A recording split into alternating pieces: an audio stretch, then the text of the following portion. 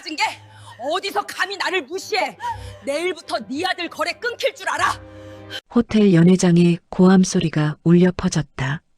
니까짓게 어디서 감히 나를 무시해? 화려한 샹들리에 아래 한 여자가 다른 여자의 뺨을 때렸다. 짝! 넘어지며 테이블 모서리에 손을 부딪힌 여자.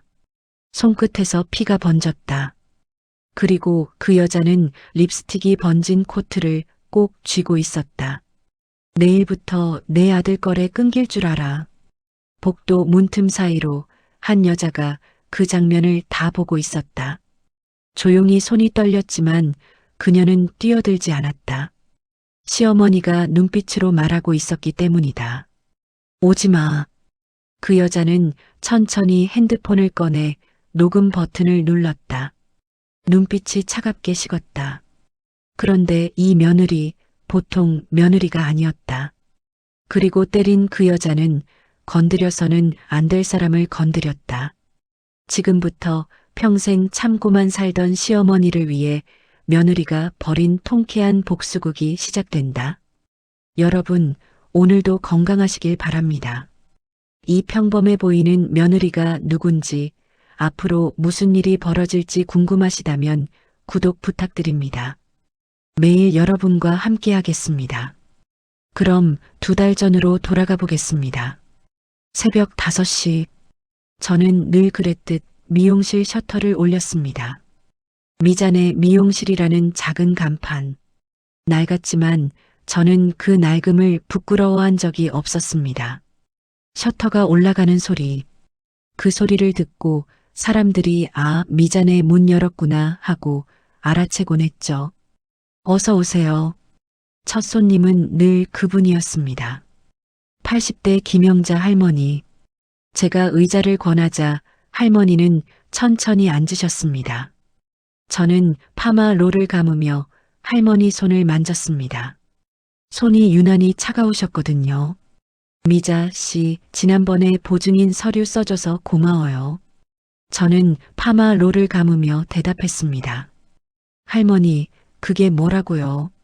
당연한 거죠. 할머니는 잠시 말을 멈추셨습니다. 그러다 조용히 말씀하셨죠.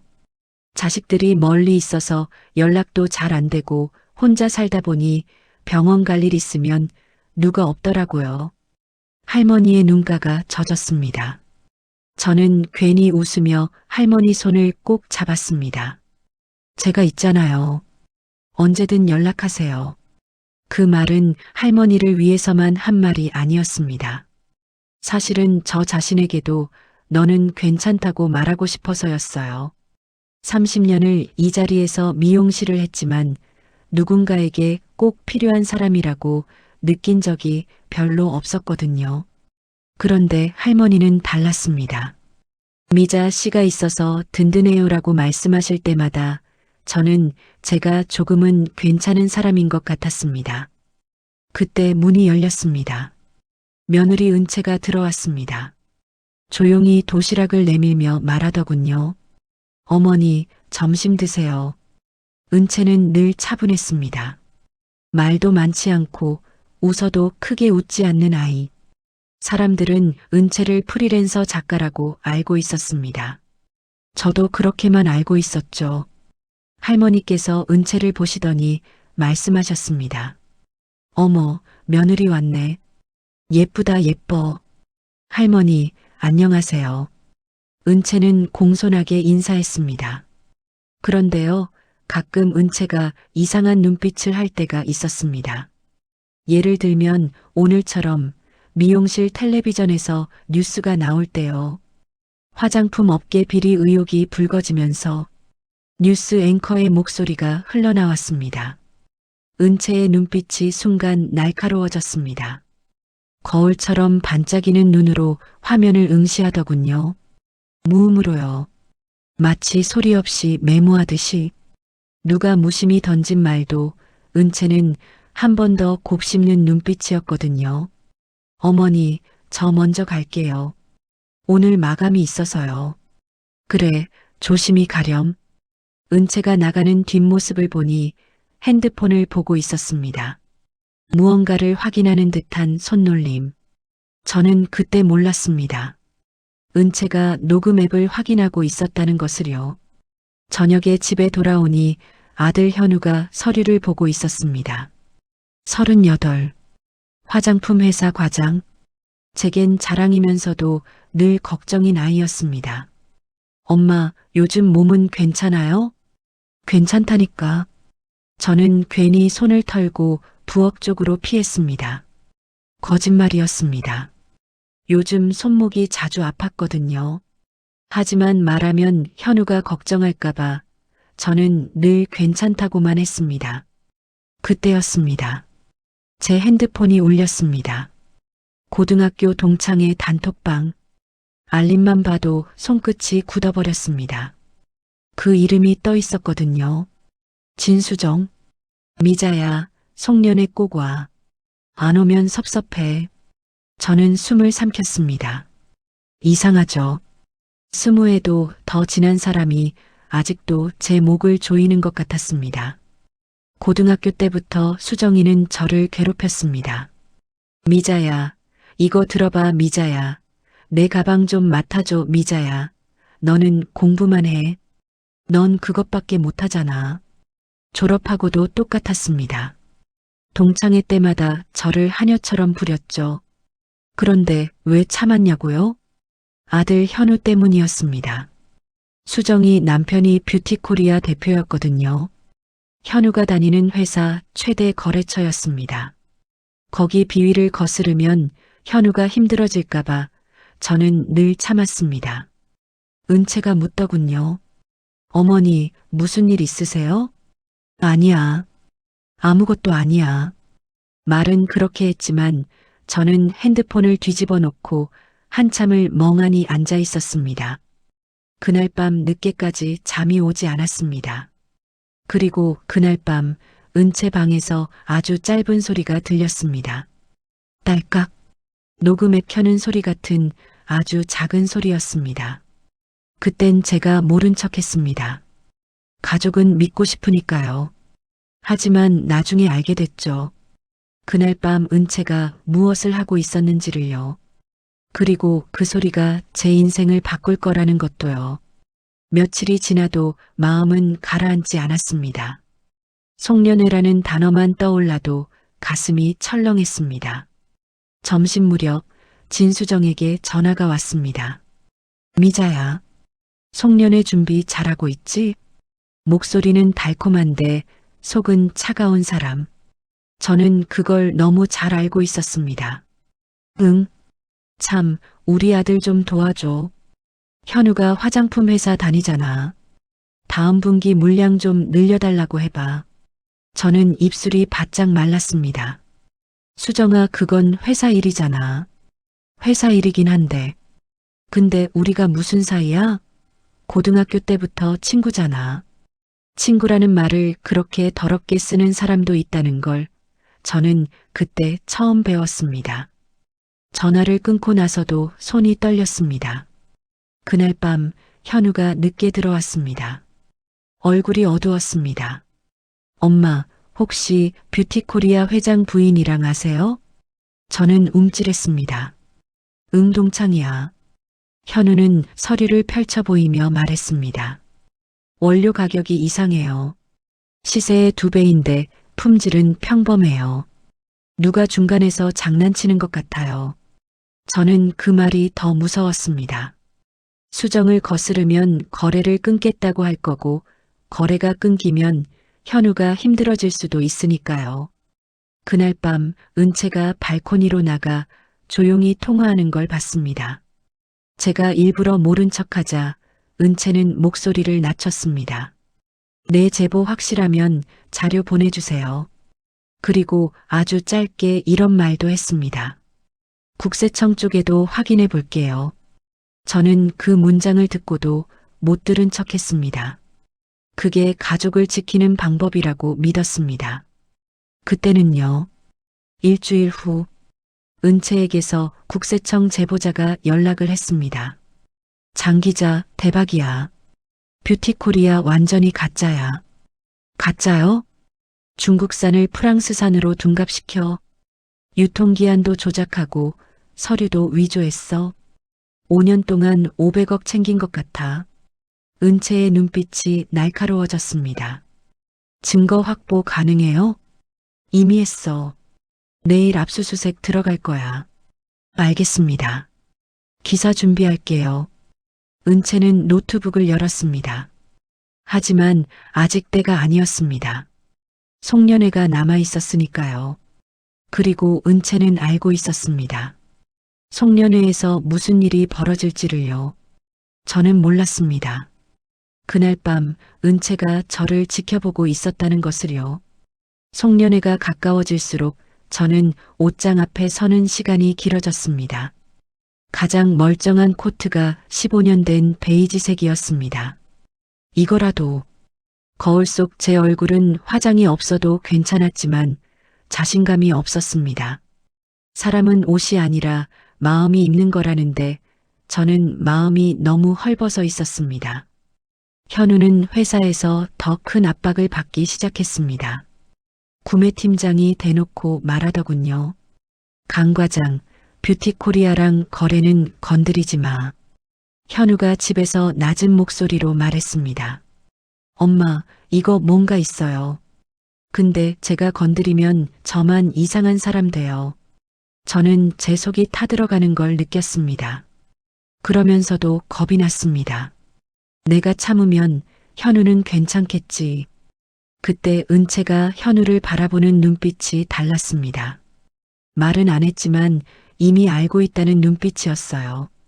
그리고 어느 날 밤 은채가 조용히 물었습니다. 어머니 송년회 꼭 가셔야 해요? 저는 웃으며 말했습니다. 그냥 얼굴만 비추고 올 거야. 하지만 속으로는 알고 있었습니다. 그 사람이 있는 곳에서는 얼굴만 비추는 게 불가능하다는 거요. 송년회 당일 저는 코트를 입고 문 앞에 섰습니다. 은채가 제 어깨를 톡 잡고 말했습니다. 어머니, 혹시라도 무슨 일 생기면 바로 전화하세요. 그 말이 이상하게 가슴에 박혔습니다. 저는 고개만 끄덕이고 나갔습니다.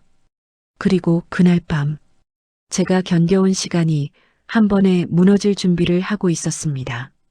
특급 호텔 연회장은 눈부시게 밝았습니다. 그 밝음이 저를 더 초라하게 만들었습니다. 어머, 미자 왔네. 진수정의 목소리가 날카롭게 꽂혔습니다.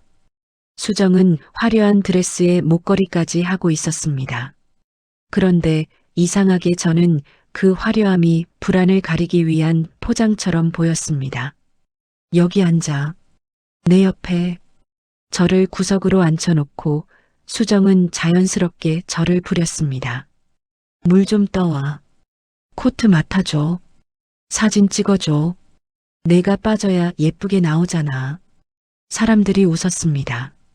웃음이 제 목을 조이는 밧줄 같았습니다. 그리고 수정이 립스틱을 꺼냈습니다. 미자야, 이거 봐. 명품이야. 억지로 제 입술에 바르게 하고 티슈로 거칠게 닦았습니다. 그 순간 일부러 코트에 빨간 얼룩이 번졌습니다. 어머, 더러워졌네. 미안, 세탁하면 되잖아. 저는 말이 안 나왔습니다. 내 옷이 더러워진 게 아니라 내 존재가 더러워진 것 같았거든요. 그때 병원에서 전화가 왔습니다. 보증인으로 등록한 김영자 할머니가 쓰러지셨다는 연락이었습니다. 보호자분이 오셔야 합니다. 검사 동의서도 필요하고요.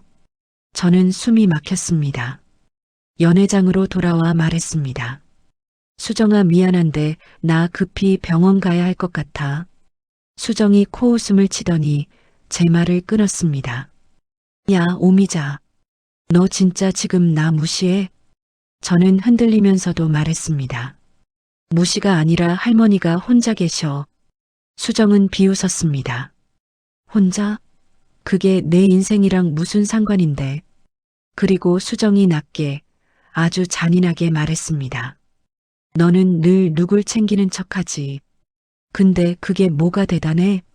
결국 넌 아무것도 가진 거 없잖아. 그 말이요.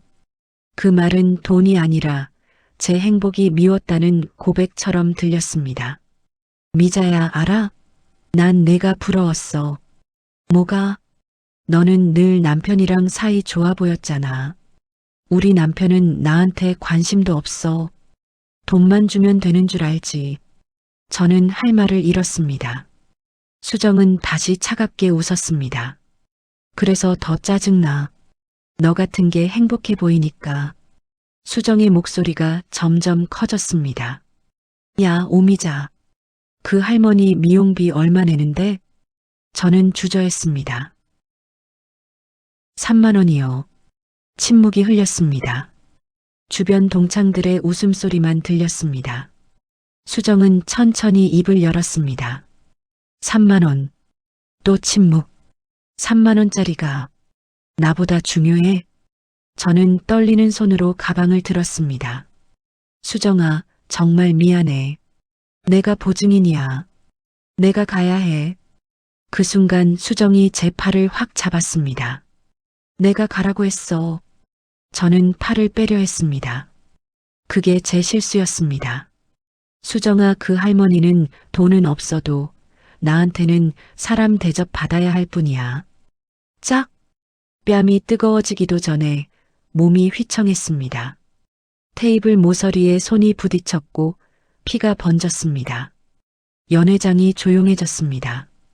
그 조용함이 더 무서웠습니다. 수정이 내려다보며 말했습니다. 미자네 미용실 하는 오미자 씨 맞죠?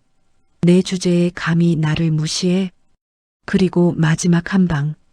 내일부터 내 아들 거래 끊길 줄 알아. 그래, 내 인생값이 딱 그거야. 3만 원짜리 인생. 저는 바닥에서 숨을 쉬는 것도 힘들었습니다.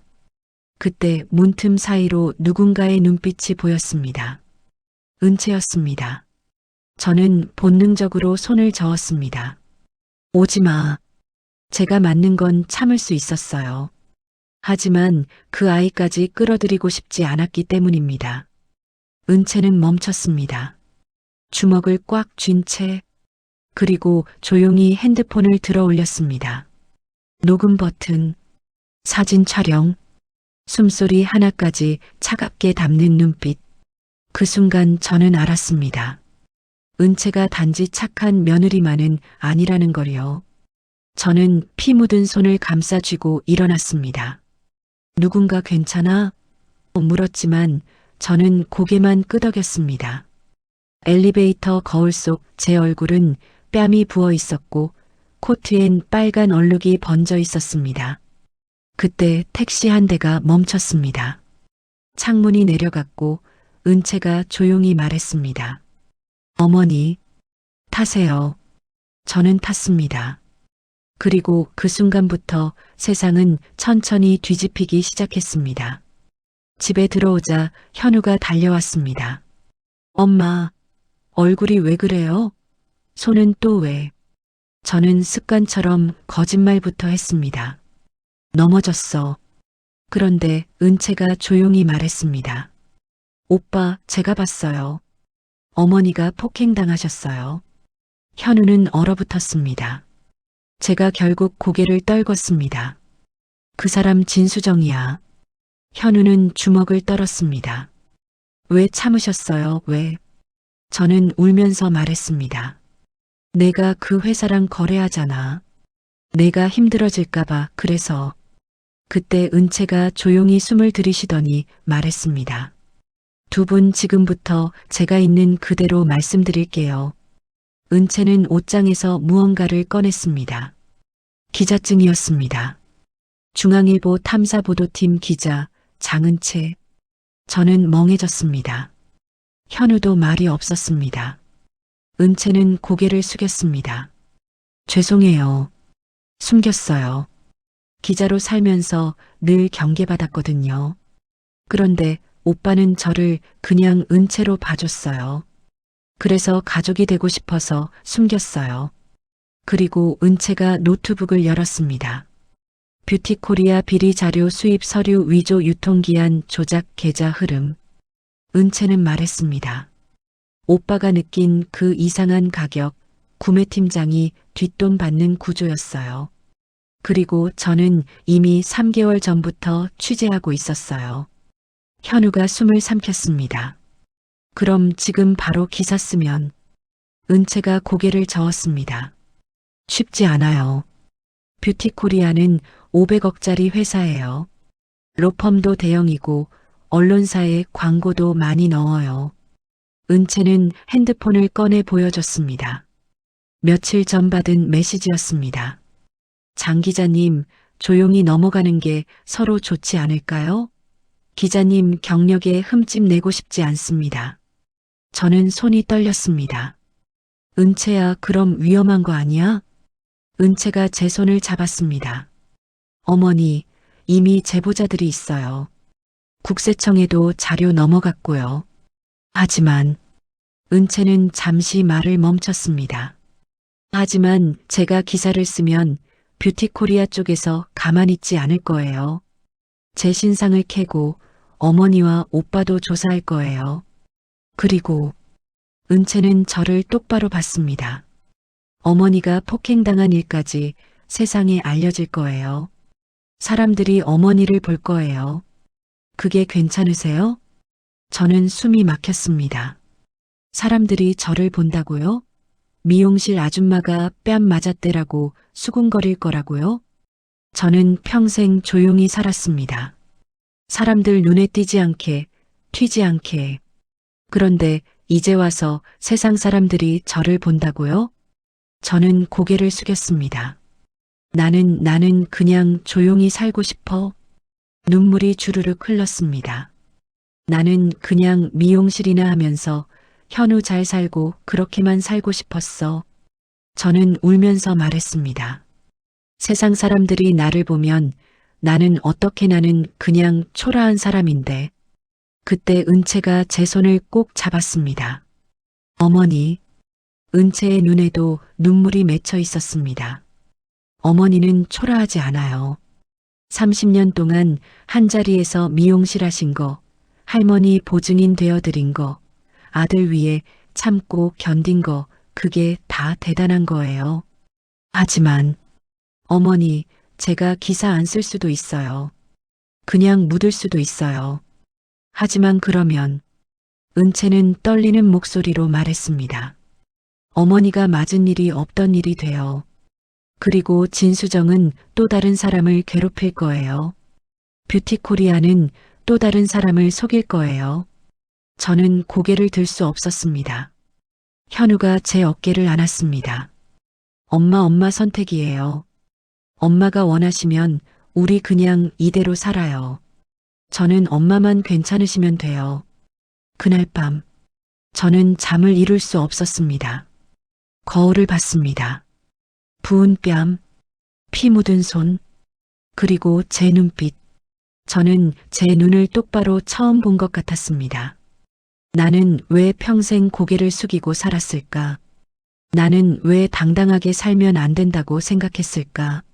새벽 4시, 저는 은채의 방문을 두드렸습니다. 은채는 아직 자지 않고 노트북 앞에 앉아 있었습니다. 어머니, 저는 떨리는 목소리로 말했습니다. 은채야, 기사 써. 어머니, 기사 써. 사람들이 나를 봐도 괜찮아. 나는 이제 더 이상 숨고 싶지 않아. 저는 눈물을 닦았습니다. 평생 숨어 살았어. 사람들 눈치 보고 고개 숙이고. 근데 그렇게 살아도 결국 뺨 맞았잖아. 제 목소리가 떨렸지만 멈추지 않았습니다. 이제는 당당하게 살고 싶어. 내가 잘못한 게 아니잖아. 내가 왜 숨어야 해? 은채가 저를 안았습니다. 어머니 무서우실 텐데. 무서워. 엄청 무서워. 근데 더 무서운 건 이대로 평생 고개 숙이고 사는 거야. 저는 은채를 똑바로 봤습니다. 기사 써. 그리고 세상 사람들한테 말해줘. 돈 없어도 미용실에도 사람은 사람 대접 받아야 한다고. 은채는 고개를 끄덕였습니다. 알겠습니다, 어머니. 제가 어머니 지킬게요. 그날 새벽, 저는 처음으로 제 인생을 제가 선택했습니다. 무섭지만 떨리지만 도망치지 않기로요.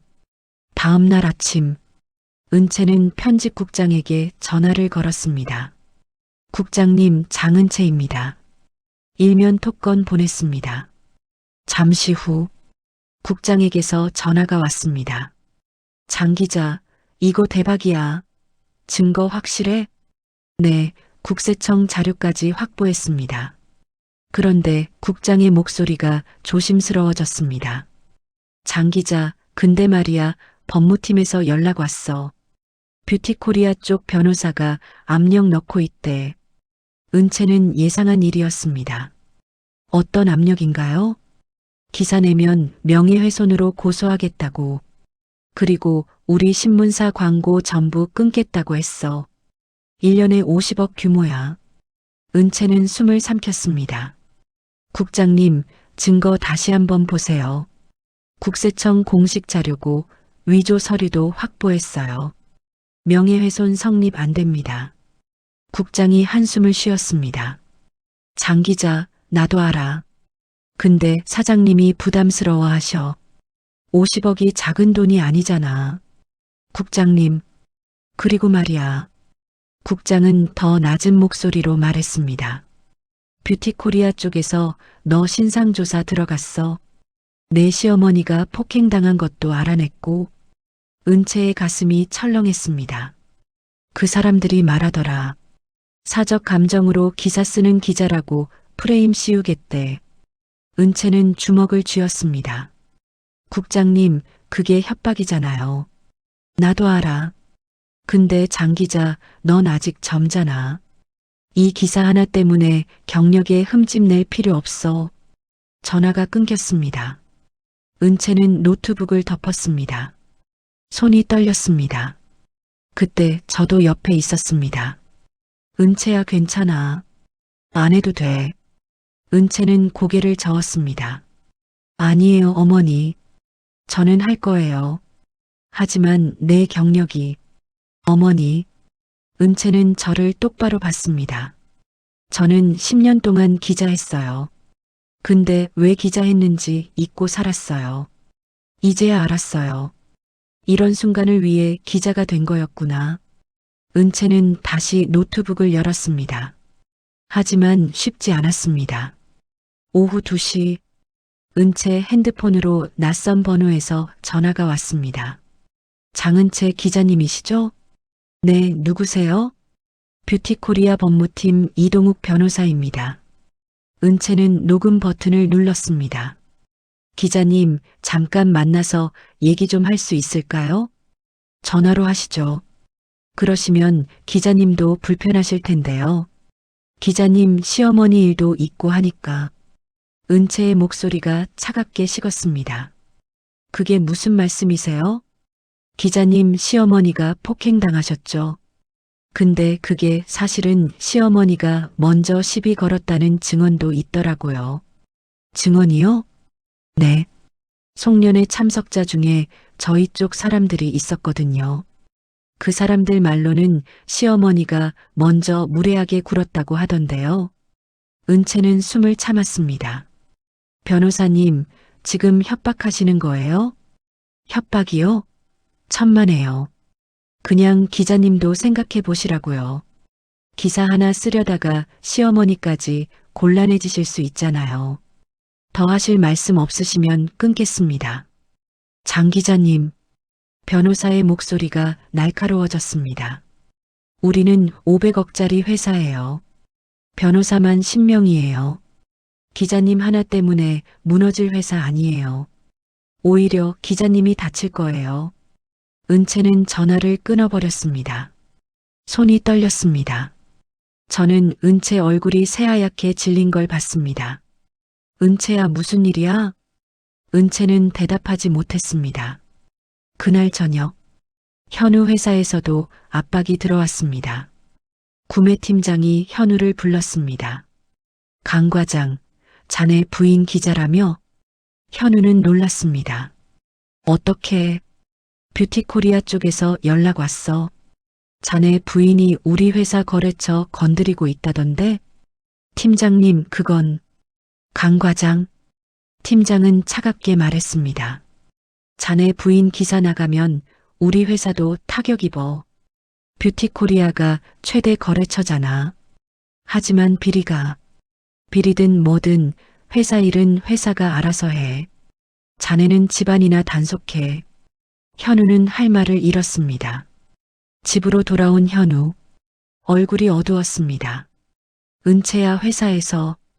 은채는 이미 알고 있었습니다. 오빠 괜찮아요. 오빠 탓 아니에요. 하지만 그때 저도 말했습니다. 현우야, 은채야.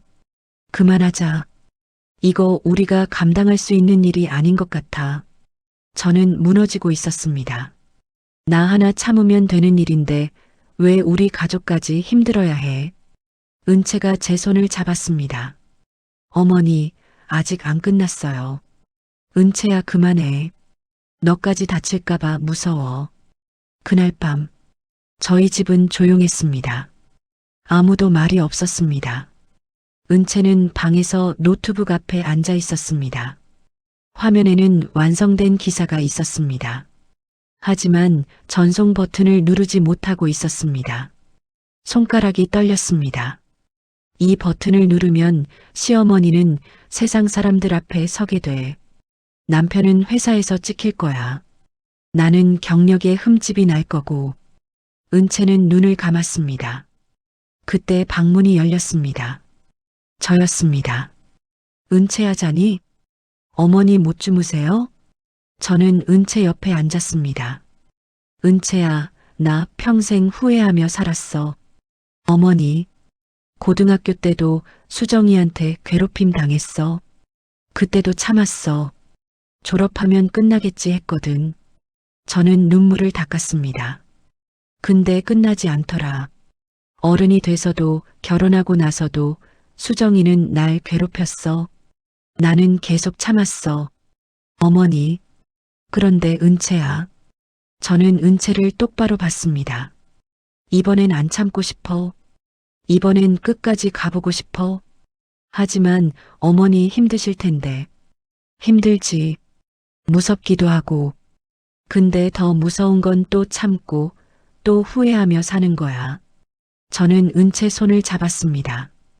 은채야, 기사 써. 우리 같이 싸워보자. 이번엔 도망치지 말자. 은채는 눈물을 흘렸습니다. 어머니, 제가 지켜드릴게요. 나도 널 지킬게. 우리 가족이잖아. 그날 밤, 은채는 전송 버튼을 눌렀습니다. 그리고 편집국장에게 전화를 걸었습니다. 국장님, 장은채입니다. 장 기자, 새벽 3시야. 무슨 일이야? 국장님, 저 사표 쓸 각오돼 있어요. 뭐? 기사 못 내시면 저 사표 쓰고 다른 데 가서 낼 거예요. 근데 특종은 우리 신문사 거예요. 결정하세요. 국장은 한참 침묵했습니다. 장 기자, 미쳤어? 네, 미쳤어요. 이 기사 쓰려고 10년 동안 기자한 것 같아요. 국장이 한숨을 쉬었습니다. 좋아. 내가 사장님 설득해 볼게. 내일 아침 긴급회의 소집할게. 감사합니다, 국장님. 장 기자. 네. 이거 진짜 확실한 거지? 네. 제 인생 걸었어요. 다음 날 아침, 신문사 긴급회의가 열렸습니다. 사장, 편집국장, 법무팀, 광고팀 모두 모였습니다. 은채는 회의실에 들어갔습니다. 사장이 차갑게 말했습니다. 장 기자, 이 기사 때문에 우리가 50억 날릴 수도 있어요. 알고 있습니다. 그래도 쓰겠다고? 네. 이유가 뭐죠? 은채는 노트북을 열었습니다. 그리고 녹음 파일을 재생했습니다. 수정의 목소리가 울려 퍼졌습니다. 3만 원짜리가 무슨 사람이야? 내 인생값이 딱 그거야. 회의실이 조용해졌습니다. 은채는 말했습니다. 이게 제 시어머니가 들은 말입니다. 평생 성실하게 일하신 분이 이런 말을 들었어요. 은채는 다른 파일을 열었습니다. 그리고 이게 뷰티코리아가 속인 사람들입니다. 화면에 소비자 피해 사례가 나왔습니다. 중국산을 프랑스산으로 속여서 1,000만 원짜리 화장품 샀다가 피부 상한 사람, 유통기한 지난 제품 써서 알레르기 생긴 사람. 은채는 사장을 똑바로 봤습니다. 사장님, 우리가 50억 잃을 수 있어요. 근데 이 사람들은 건강을 잃었어요. 존엄을 잃었어요. 그리고 우리가 이 기사 안 쓰면 다른 신문사가 쓸 거예요. 특종은 저희가 놓치는 거고요. 사장은 한참을 생각하다가 말했습니다. 내일 아침이면 톱으로 간다. 광고 끊으면 끊어. 우리는 신문사야. 광고 대행사 아니고. 은채는 고개를 숙였습니다. 감사합니다. 다음 날 새벽 중앙일보 일면 톱 기사가 나갔습니다.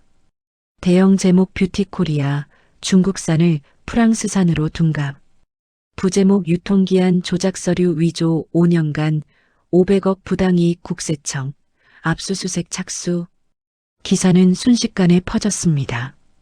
포털 사이트 실시간 검색어 1위. 하지만 반격도 시작됐습니다. 뷰티코리아 측 성명서가 나왔습니다.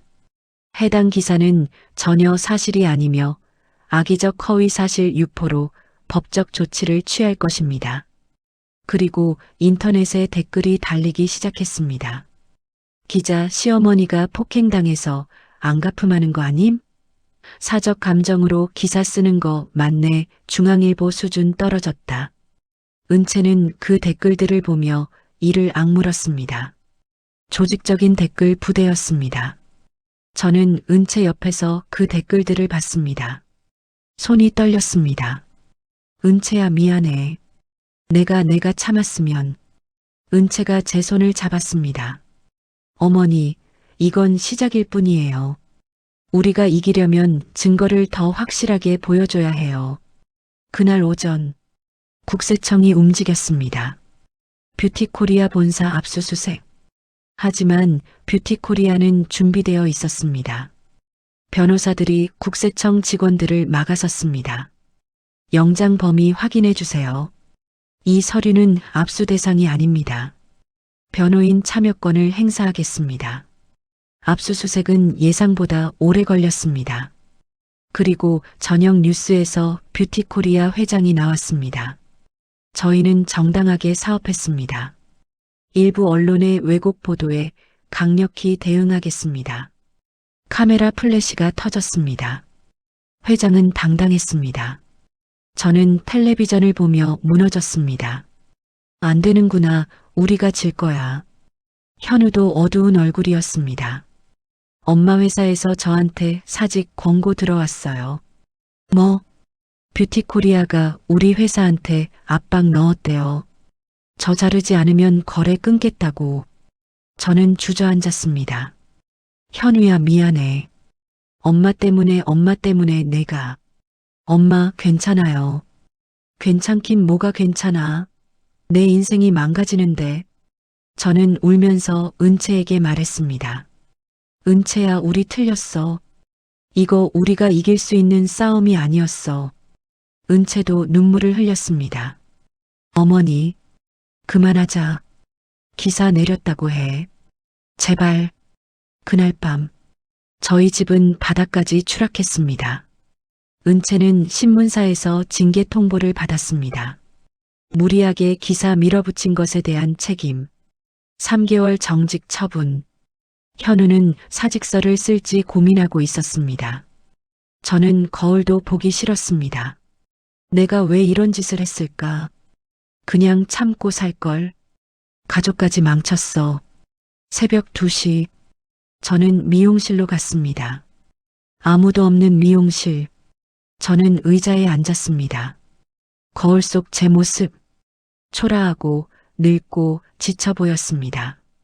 나는 왜 이렇게 약할까? 나는 왜 아무것도 할 수 없을까? 그때 미용실 문이 열렸습니다. 김영자 할머니였습니다. 미자 씨? 이 새벽에 왜? 할머니. 저는 울음을 터뜨렸습니다. 할머니, 저 다 망쳤어요. 가족까지 다 망쳤어요. 할머니는 제 옆에 앉았습니다. 뉴스 봤어. 할머니, 저 바보 같죠? 그냥 참고 살걸. 할머니는 제 손을 잡았습니다. 미자 씨, 나 80년 살았어. 80년 살면서 배운 게 있어. 세상은 쉽게 안 바뀐다는 거. 저는 고개를 숙였습니다. 하지만 말이야. 할머니는 제 얼굴을 들어 올렸습니다. 바꾸려고 시도한 사람은 기억된다는 거야. 할머니, 미자 씨, 나 그날 병원에서 미자 씨 생각했어. 미자 씨는 나 같은 할머니도 사람으로 대해주는구나. 그게 얼마나 고마운지 아나? 할머니는 눈물을 닦았습니다. 근데 그 송년회에서 미자 씨가 맞았다며? 나 때문에? 아니에요, 할머니. 미자 씨. 할머니는 제 손을 꼭 잡았습니다. 미자 씨가 날 지켜줬잖아. 이번엔 내가 미자 씨 지킬 차례야. 할머니가 뭘? 나도 증언할 수 있어. 미자 씨가 얼마나 좋은 사람인지. 미자 씨가 왜 그날 병원 와야 했는지. 그날 새벽. 할머니의 말이 제 마음에 불씨를 지폈습니다. 그래, 아직 안 끝났어. 우리가 틀린 게 아니야. 다음 날 아침, 기적이 일어났습니다. 뷰티코리아 내부 고발자가 나타난 겁니다. 회계팀 직원이었습니다. 저는 5년 동안 이 회사에서 일했습니다.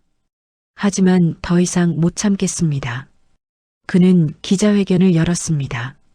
회사는 조직적으로 중국산을 프랑스산으로 둔갑시켰습니다. 유통기한도 조작했고 서류도 위조했습니다. 저는 그 모든 증거를 가지고 있습니다. 그가 USB를 꺼냈습니다. 이 안에 5년치 거래 내역이 다 있습니다. 방송국 카메라가 그를 비췄습니다. 은채는 그 뉴스를 보며 눈물을 흘렸습니다. 우리가 이긴 거예요? 그날 오후 국세청이 재수색에 들어갔습니다. 이번엔 확실한 증거가 있었습니다. 뷰티코리아 회장이 공항에서 체포됐습니다. 출국 금지 위반으로 긴급 체포합니다. 수갑이 채워졌습니다. 그리고 이틀 후 수정도 경찰서에 출석했습니다. 기자들이 몰려들었습니다. 폭행 혐의 인정하십니까? 수정은 고개를 숙인 채 들어갔습니다. 한 달이 지났습니다. 현우는 사직서를 내지 않았습니다. 오히려 회사에서 면담 요청이 왔습니다. 강 과장, 우리가 잘못 판단했어요. 뷰티코리아가 문제였어요. 계속 일해주시겠어요? 현우는 고개를 끄덕였습니다. 은채는 정직 처분이 취소됐습니다. 오히려 이달의 기자상을 받았습니다. 용기 있는 보도로 소비자를 보호한 공로. 그리고 3개월 후 법원 선고 공판. 저는 방청석에 앉아 있었습니다. 판사가 말했습니다. 피고인은 5년간 소비자를 기만하고 부당 이익을 취했으며 징역 4년, 벌금 10억 원. 피고인은 주저앉았습니다. 별도 재판, 수정 폭행 사건. 판사가 말했습니다. 피고인 진수정에게 폭행죄로 벌금 500만 원, 사회봉사 200시간을 선고합니다. 재판이 끝났습니다. 복도에서 저는 주저앉아 울었습니다. 끝났어, 정말 끝났어. 하지만 이번엔 슬픔이 아니라 해방감이었습니다. 현우가 저를 안았습니다. 엄마, 잘하셨어요. 은채도 울고 있었습니다. 어머니, 우리가 해냈어요. 법원을 나오니 기자들이 몰려들었습니다. 오미자 씨, 소감 한 말씀 해주세요. 저는 마이크 앞에 섰습니다. 이번엔 떨리지 않았습니다. 저는 평생 참고 살았습니다. 제 목소리는 떨리지 않았습니다. 누군가 저를 무시해도 괴롭혀도 참으면 된다고 생각했습니다. 하지만 이제는 알았습니다. 저는 카메라를 똑바로 봤습니다. 참는 게 미덕이 아니라는 걸요. 당당하게 사는 게 진짜 미덕입니다. 여러분도 당당하게 사세요. 아무도 여러분을 함부로 대할 수 없습니다. 사람들이 박수를 쳤습니다. 그날 저녁, 저는 거울 앞에 섰습니다. 거울 속 제 얼굴, 더 이상 초라해 보이지 않았습니다. 당당했습니다. 일주일 후, 미용실 문이 열렸습니다. 수정이었습니다. 초라한 옷차림으로, 미자야. 저는 한참을 그를 바라봤습니다. 왜 왔어? 머리 할 수 있을까? 저는 의자를 가리켰습니다. 앉아. 수정은 조심스럽게 앉았습니다. 저는 가위를 들었습니다. 서비스는 없어. 그리고 내가 한 말, 나 평생 안 잊어.